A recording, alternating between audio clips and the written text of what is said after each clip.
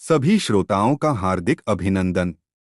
लीजिए सुनिए Ruskin bond द्वारा रचित कहानी एक नन्हा दोस्त। जब मैं पहली बार लंदन पहुंचा, तब मैं वहां किसी को नहीं जानता था। मैं 18 साल का था, अकेला था और एक नौकरी की तलाश में था। मैंने एक सप्ताह शोरगुल से भरे एक छात्रावास में बिताया, जहां असंख्य विदेशी छात्र रहते थे, जो अंग्रेजी के अलावा हर भाषा बोलते थे।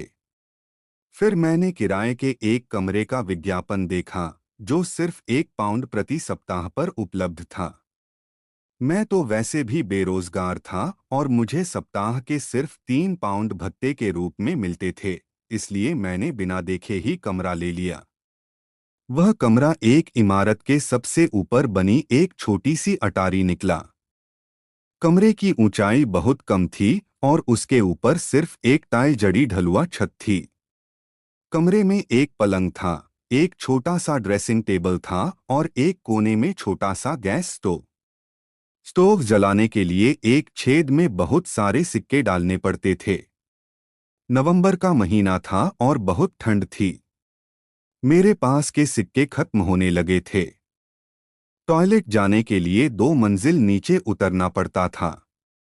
कमोड के ऊपर एक नोटिस लगी थी, जिस पर लिखा था, कृपया अपनी चायपत्ती यहाँ न डालें। चूंकि मेरे पास चाय बनाने का कोई साधन नहीं था, इसलिए मेरे पास वहां डालने के लिए चायपत्ती भी नहीं थी। हो सकता है वहां रहने वाले अन्य किराएदार, जो कभी कभार ही दिखाई देते थे, अपनी चायपत्ती वहीं डालते हों। मेरी मकान मालकिन यहूदी थी और उससे भी मेरा सामना कम ही होता था। वह तभी दिखाई देती थी जब किराया लेने का समय आता था।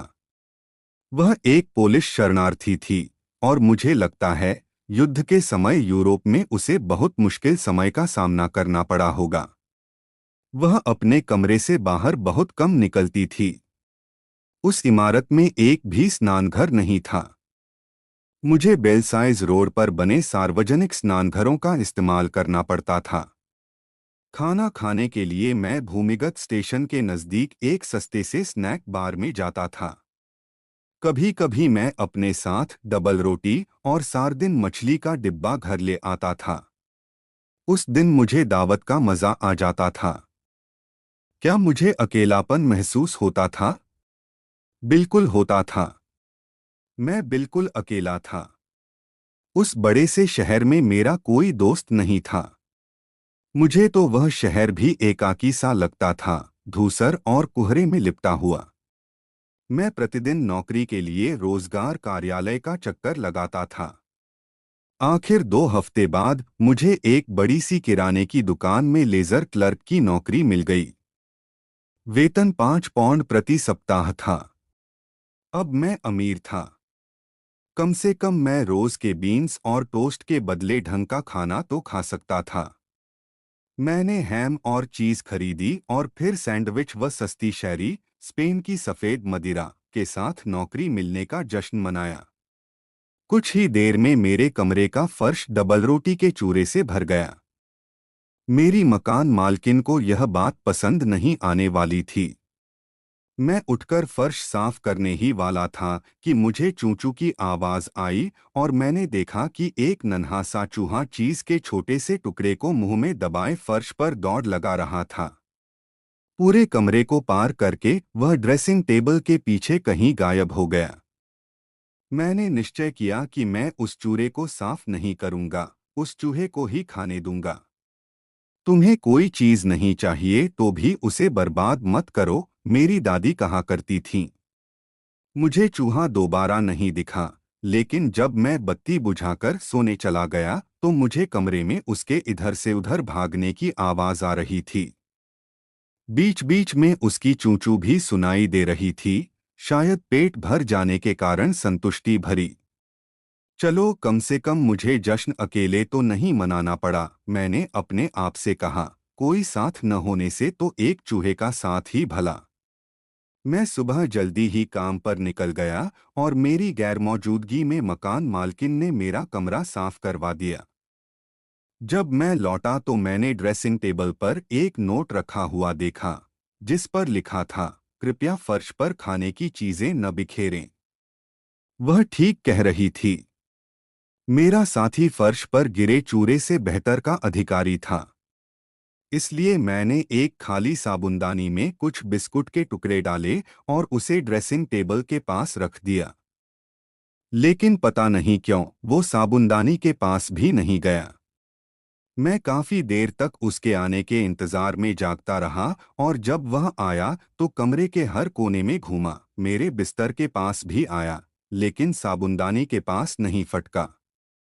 शायद उसे उसका चटक गुलाबी रंग पसंद नहीं आ रहा था। मुझे तो एक वैज्ञानिक ने बताया था कि चूहे रंगों में अंतर नहीं कर सकते और उनके लिए गुलाबी साबुनदानी और नीली साबुनदानी में कोई फर्क नहीं होता। लेकिन मुझे लगता है वह वैज्ञानिक गलत कह रहा था। अक्सर उन्हें फर्क समझ में आ जाता है। मैं नहीं जानता था कि मेरा चूहा नर था या मादा, लेकिन मेरा मन कह रहा था कि वह मेरी तरह कुंवारा था। यदि मादा होती तो अपने परिवार के साथ रहती। यह तो निश्चित रूप से एकाकी था। मैंने साबुनदानी हटा दी। अगली शाम काम से लौटते समय मैंने एक प्यारी सी गोल छोटी थाली तश्तरी रकाबी खरीदी और उसके बीच में एक चीज का टुकड़ा रख के उसके घर के पास रख दी। वह लगभग फौरन ही गोल छोटी थाली तश्तरी रकाबी के पास आ गया और चीज को कुतरने लगा। उसे उसका स्वाद पसंद आया और वह पूरा टुकड़ा मुंह में दबाकर ड्रेसिंग टेबल के पीछे अपने बिल में ले गया। ये चूहा तो बहुत नखरे वाला निकला। उसे साबुनदानी नहीं पसंद आई, उसे तो चाइनीज डिजाइन वाली गोल छोटी थाली तश्तरी रकाबी चाहिए थी।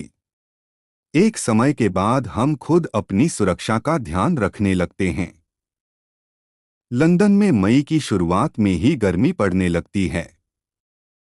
कमरे में घुटन महसूस होने के कारण मैंने उसमें मौजूद छोटी सी खिड़की खोल दी, जिसमें से हमारी छत जैसी और आपस में मिलती जुलती अनगिनत छतें दिखाई देती थीं। लेकिन मैं उसे ज्यादा देर तक खुली नहीं रख पाया। अचानक मुझे अपने पलंग के नीचे से एक आतंकित सी चूं-चूं सुनाई पड़ी और मेरा साथी चूहा वहां से निकलकर ड्रेसिंग टेबल के पीछे के सुरक्षित स्थान की ओर भागा। मैंने नजरें उठाईं तो देखा खिड़की पर एक मोटी सी बिल्ली बैठी है और खोजपूर्ण निगाहों से अंदर झांक रही है। मुझे लगता है उसने देख लिया था या शायद भांप लिया था कि यदि वह धैर्य रखेगी तो उसे मुफ्त का भोजन मिल सकता है। बिल्लियों के लिए यहाँ मुफ्त भोजन उपलब्ध नहीं है, मैंने कहा। फिर मैंने खिड़की बंद कर दी और दोबारा खोली भी नहीं। सप्ताहांत में मैं शहर घूमने निकल जाता था। कभी कभी उपनगरीय सिनेमा हॉल में फिल्म देखने भी चला जाता था, क्योंकि वहां टिकटें सस्ती होती थीं। लेकिन बाकी के पूरे हफ्ते में शाम के समय घर में ही रहता था और अपने उपन्यास पर काम करता था, जो मैं भारत में हुए अपने अनुभवों के बारे में लिख रहा था। कभी कभी मैं अपनी पांडुलिपि में से कुछ अंश जोर से पढ़ने भी लगता था। चूहा बहुत अच्छा श्रोता तो नहीं था, क्योंकि वह बहुत देर तक एक स्थान पर रहता ही नहीं था। लेकिन अब उसे मुझ पर इतना भरोसा तो हो ही गया था कि वो मेरी उंगलियों के बीच में से डबल रोटी या चीज का टुकड़ा ले लेता था।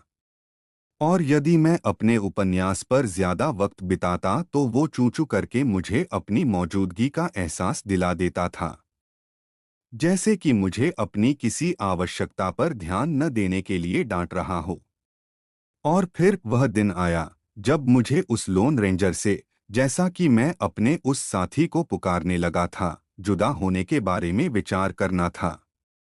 वेतन में मामूली सी बढ़त और बीबीसी रेडियो से अपनी 2 कहानियों के पारिश्रमिक का चेक, इन दोनों बातों का मतलब था कि मैं अब रहने के लिए एक बड़ी और बेहतर जगह की तलाश कर सकता था। मेरी मकान मालकिन को मेरे जाने का दुख था, क्योंकि अपने लापरवाह रहन-सहन के बावजूद मैं किराया समय पर देता था। और वह नन्हा सा चूहा, क्या वह भी मेरे जाने से दुखी होगा? अब उसे अपने लिए भोजन का इंतजाम करने दूर जाना पड़ेगा।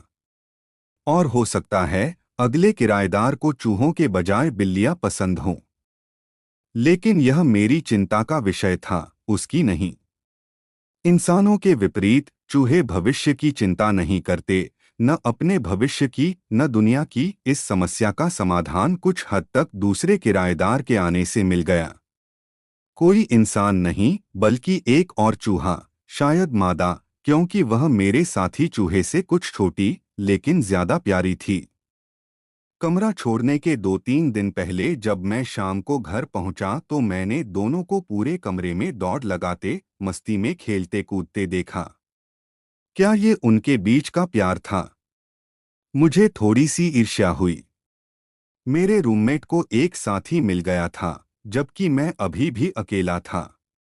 लेकिन जब मैं कमरा छोड़कर जाने लगा तो मैंने इस बात का ध्यान रखा कि उनके खाने के लिए बिस्कुट और रस्क का इतना चूरा छोड़ जाऊं कि 1 महीने तक उन्हें परेशानी न हो, बशर्ते हमारी मकान मालकिन को वह पहले न दिख जाए। मैंने अपना पुराना व घिसा हुआ सूटकेस पैक किया और उस छोटी सी अटारी से बाहर निकल आया। जैसे जैसे हम जिंदगी के सफर में आगे बढ़ते हैं, हमारे नए पुराने दोस्त अक्सर पीछे छूट जाते हैं, फिर कभी न मिलने के लिए। कभी कभी हमारे जीवन में ऐसा समय आता है जब हम बिल्कुल अकेले होते हैं और हमें एक दोस्त की जरूरत महसूस होती है। कोई ऐसा जो खाली उदास कमरे में लौटने पर हमारा इंतजार कर रहा हो। और ऐसे समय में एक नन्हे से चूहे के होने से भी बहुत फर्क पड़ जाता है।